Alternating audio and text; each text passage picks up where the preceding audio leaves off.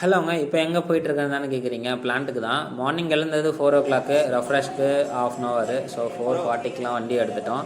So 10 to 15 minutes. 4:45 okay.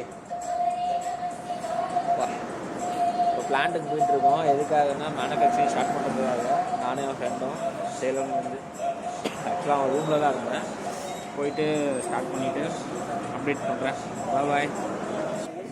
So போகும்போது நல்லா பனி, அதனால் ஆளுக்கு ஒரு காஃபி குடிச்சிட்டே போயிடலான்னு சொல்லிட்டு காஃபி வாங்கி குடிச்சிட்டு கிளம்பிட்டோம்.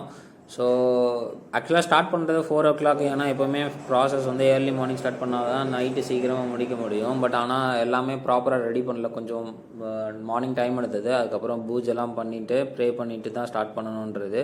ஸோ மார்னிங் கோயிலுக்கு போயிட்டு பக்கத்துலேயே கோயில் இருக்கும், ப்ரே பண்ணிவிட்டு ஸ்டார்ட் பண்ணிட்டோம்.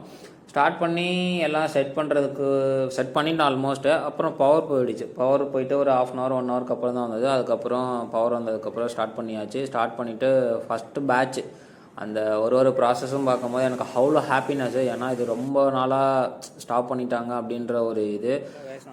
நிறையா ரீசன் இருக்குது ஏன் ஸ்டாப் பண்ணாங்க அப்படின்றதில்ல. ஸோ அது இன்னும் அடுத்தடுத்த வீடியோவில் ஷேர் பண்ணிக்கிறேன்.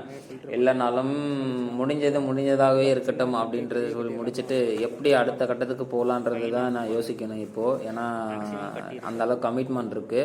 ஸோ ஃபஸ்ட்டு பேட்ச் ரெடி பண்ணிவிட்டு இந்த மாதிரி அந்த சர்க்கரையை பார்க்கும்போது எனக்கு அவ்வளோ ஹாப்பினஸ்ஸு.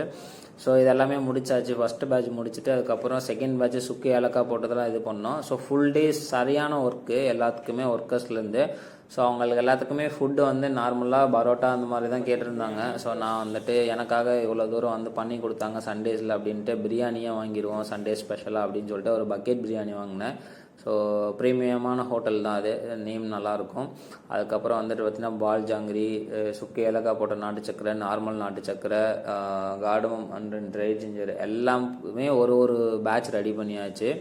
ஸோ இது வந்து பார்த்திங்கன்னா ஜஸ்ட்டு இந்த பொங்கலுக்காக மட்டும்தான் ரெடி பண்ணும் போதே நிறையா இது சேல் ஆகிடுச்சு. ஸோ இது எவ்வளோ சீக்கிரம் முடியும் அப்படின்றது எனக்கு தெரியல. ஆர்டர் ப்ளேஸ் பண்ணுறவங்க பண்ணிக்கோங்க. பட் ஆனால் டெலிவரி மட்டும் டிலே ஆகும். ஒரு 2-3 டேஸ்க்கு அப்புறம் தான் பேக்கிங் பண்ணுற மாதிரி இருக்கும், சில பர்சனல் ரீசனு.